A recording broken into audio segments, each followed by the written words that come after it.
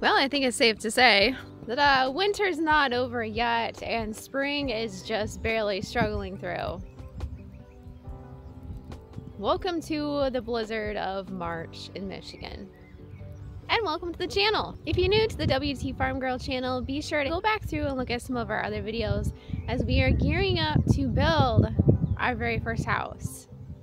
All right, so we need to have a serious talk. And it may or may not be good. Hopefully good, but so as you guys know, we have been gearing up after 10 years of waiting and working.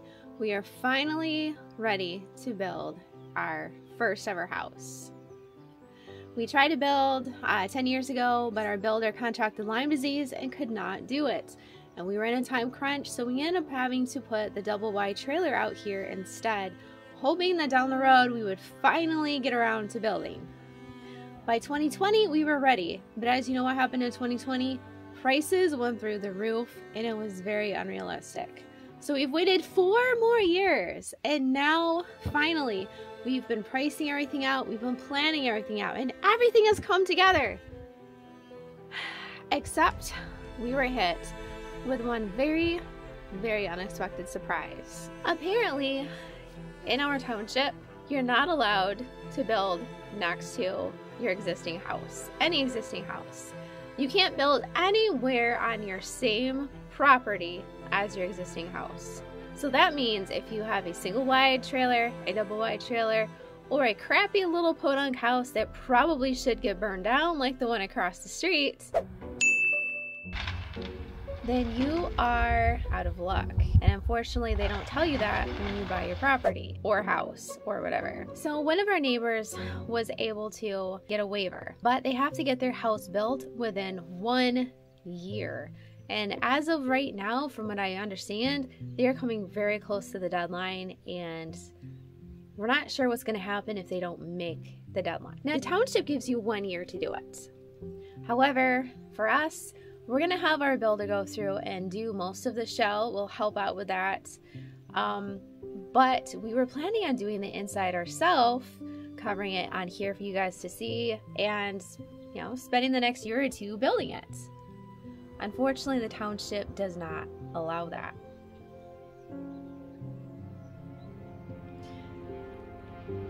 So, what does that mean? Now, as of right now, they're working with us to try to get a waiver put through so that we can still build. However, there's a talk amongst some of the council members that they don't want to do it because of the time frame. I really need you guys to pray for favor from the township board members that they see the benefit of this project, the benefit it'll give to the community, and of course, you know, benefit to you guys. You guys will be able to watch this. I'm sure you guys would be really disappointed, you know, if it falls through. Now, what you don't know is that the land that we're on right now is a very prime piece of real estate. We've been here for 10 years and the community has exploded around us. And if you have land, I'm sure you know, developers want it badly. And we've had several that have put several offers on the table for our property. We could take the offers and go retire very comfortably. But we would much rather build our dream house, give back to the community by farming and by running this Christmas tree farm, rather than just taking the money and run. So if we can't build the house, I don't know what the future of this farm is going to be, because that has been the plan for the last 10 years. And it seems pretty extreme, but we've worked hard out here. We've busted our butts. Eric has worked like a slave at his job to save up money to build his house. And to be told that we can't build it, or that we have a year or less to build it, isn't gonna fly. So we are kind of in a sticky situation right now. We really would rather stay here. But I would definitely appreciate you guys praying about the situation, that we can stay, that we can get this build taken care of, because we have everything almost all lined up ready to go as soon as they tell us yes. April 17 is going to be the day that we have to go talk in front of the city council and tell them about this project. I'm going to have a nice layout of everything, you know, that we're expecting to do out here, explain the project, explain what we're going to show on YouTube for you guys to be able to see. And we have some really unique building aspects that we're going to be showcasing with this build too. Stuff that we've just been finding as we've been going along planning this. You guys would really enjoy seeing some of this stuff. So I wish I had some really great news. I just have conflicted news right now. We're still going to go ahead. We're still going to present our projects. But again, they can say no. Because as of right now, the regulations stipulate less than a year is what they can give you to build a house. And you know, in today's day and age, in 2020, a lot of people are 6 months on back order with materials. So how can you get a house done in a year if materials are on back order? So they realize that the law is outdated. They realize it needs to change. However, they can't change it for us. That's going to take time on their end to change. In the meantime, they have to figure out legally where we fit into this whole thing. Now we could go through, we could legally split our property so that we have 2 properties. But then we would also legally have to put in a new driveway, which is a lot of money. We'd have to legally put in more power, a new septic, a new well. I mean, we're talking at least $100,000 to $150,000 just to split the parcel and be able to build on a second parcel next to it. And we don't want to do that. We'd much rather take the developer money and go build somewhere else. But yeah, so that's kind of where we're at. We're still going forward with Christmas tree planning. We're still going forward with our Christmas tree farm. Surprisingly, they were more on board with the Christmas tree farm than they were about us building on our same property.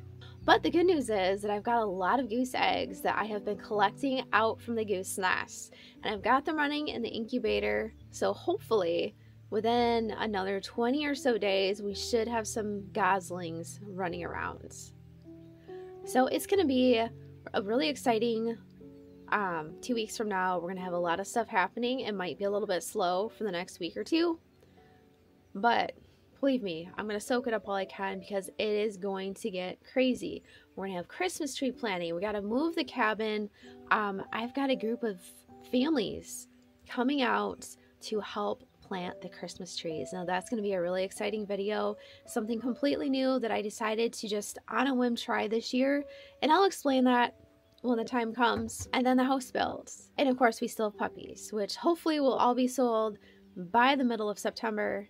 And if you're interested in looking at our puppies, you can check out the video description. There'll be a link to our puppies in the video description. And yeah, so we're just doing what we can right now. Oh, and here is another sneak peek at some of our possible house materials. This is one of the new products that is hot in demand right now.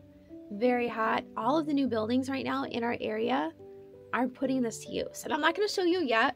Not until we do the grand reveal will I show you what this product is really going to look like. But here's a sneak peek of Eric with his possible choices. It seems like it is spring today, and we are so warm. We've got the spring breeze is blowing, so I apologize about the wind noise. I'm gonna have to get my wind filter switched on. But more importantly, we have a lot of stuff to get done because it's gonna get cold again, and right now is the perfect time to get a couple of things done with our Christmas trees over there. Oh man, and there she is.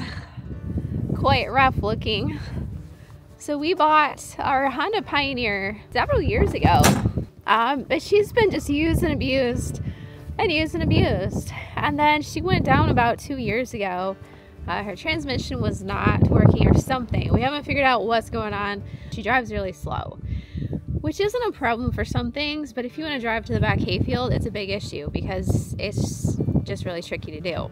However, I need something to put our liquid fertilizer into so that we can pull it down the rows of the Christmas trees and spray some foliar fertilizer on our trees. They didn't have anything done last year. We were told they actually didn't need to be fertilized. And I'm thinking that was kind of a mistake because I think that they probably should have been and they would have been doing better. So I really want to make sure we get that down. I'm not sure what kind of spring we're going to have. So I think the sooner I can get that on, the better they're going to do come springtime. Let's get this loaded up.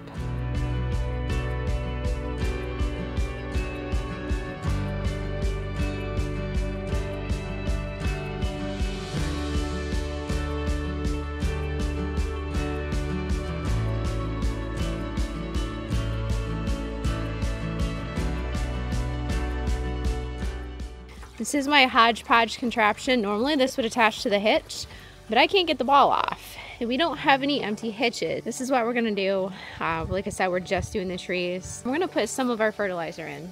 All right, so, you know, the amount was pretty varied. It was 5 pounds per 5 to 20 gallons in your sprayer. So this is about maybe 8 pounds. It's probably about like a gallon of milk. A gallon of milk is 8 pounds. And I know that because a gallon of sap is 8 pounds too. So I'd say this is about 8 pounds. So we kind of cut the difference between 8 and 10. So we definitely don't want to run out before we're done spraying the trees. Never done this before, so we're just giving it our best shot. So we're gonna dump this in, hopefully. Now we're gonna fill it up the rest of the way and give her some more water. All right, guys, now's the time to put your guesses down below. Do you think this is gonna have a major impact on our trees? Do you think we're gonna be able to see a difference? Or do you think it's gonna look exactly the same? Put your guesses down and you'll get to see in a couple of months if you are correct. Honestly, I'm really hoping that we're gonna see a lot of growth and a lot of bright green trees and no more death. Uh-oh, what happened? Oh my gosh, we didn't bust another line open, did we? I'm definitely a little bit nervous. I've never not had water. I'm really hoping things are still attached. I mean, I don't use the spigot a whole lot. Why did my spigot turn off? Well, I guess we'll drive down to the other spigot and cross our fingers that that one has water. All right, so that's a good sign. All right, so I got this all ratcheted up here. So stir it up the best we can and make sure that's dissolved. Technically, they want you to use like a spinner and hot water to dissolve that stuff, but we don't really have that. So, all right, I'm gonna get this filled and stir that up. And then just like that, we ran out of time. I literally came right out here and the winds just kicked into gear. Just barely enough space between the trees. Maybe give or take about a foot on each side, a little bit less, depending on the size of the tree. It is working, thank goodness, but it was just blowing straight up into the air. You can hear the wind. Though as much as I really need to spray right now, I really can't. I don't know if you can see this, but the deer actually came through and I'm gonna guess rubbed its butt on the tree because that's what the horses would have done. So we have a tree that's pretty much died. I don't know if it's recoverable. I also know it's deer damage because we have a couple others. That one right there with the bag around it is another example. That one didn't break all the way, but it broke a lot of the way. Though the trees that were replanted in the spots where they died again. So like that was a replant and it died again. This one was a replant and it died again. And I don't know if that's coincidence or if it's just the particular nursery we're getting them from. So we are back in the side-by-side several days later. Unfortunately, when I went to spray, the wind suddenly kicked up and it was too much to be able to spray. The spray was just blowing. We want it on the trees and less so on the grass. Even though the grass is dormant, still don't want it on the grass. Friday was super windy. It was a disaster. Annihilated my windmill. We had like 60 to 70 mile an hour wind. It was bad. Saturday, still too windy. Today's Sunday. You really don't want your fertilizer sitting in your sprayer unit more than 24 hours. Better is less. Fortunately, I didn't have a choice. So we're gonna have to really make sure to flush it. Maybe run some baking soda water through it to neutralize it. Anyway, there's not a breeze right now, so I'm gonna go ahead and spray. It is obviously colder.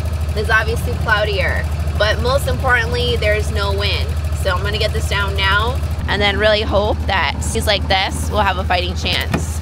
It looks like there's almost like a powdery mildew underneath. So every little thing that you can find to research about your trees is gonna be beneficial. I do have a booklet that talks about different diseases. You can see a little bit of curling down here, a little bit of curling. And this isn't necessarily on the new growth, this is just everywhere in general. Green tree, yellow tree. Planted exactly the same, came from the exact same nursery. Ground conditions should be the same, hole size the same. But you can see that we're getting more and more yellowing trees popping out here. Let's get spring and see if we can boost their defenses up a little bit more. Besides making them grow faster, the fertilizer is gonna strengthen them, hopefully make them more disease resistant and pathogen resistant.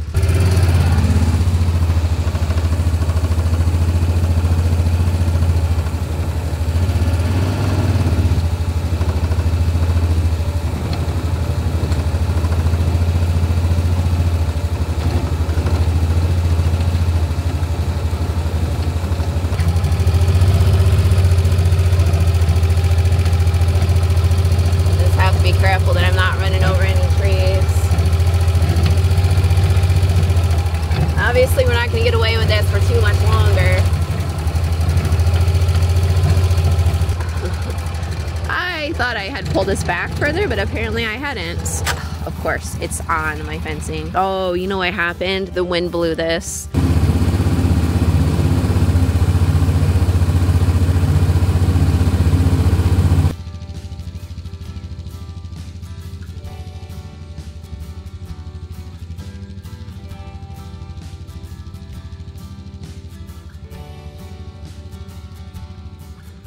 My fertilizer, I'll sit there and wait. I've got a hay customer coming to get hay, and we'll finish this up.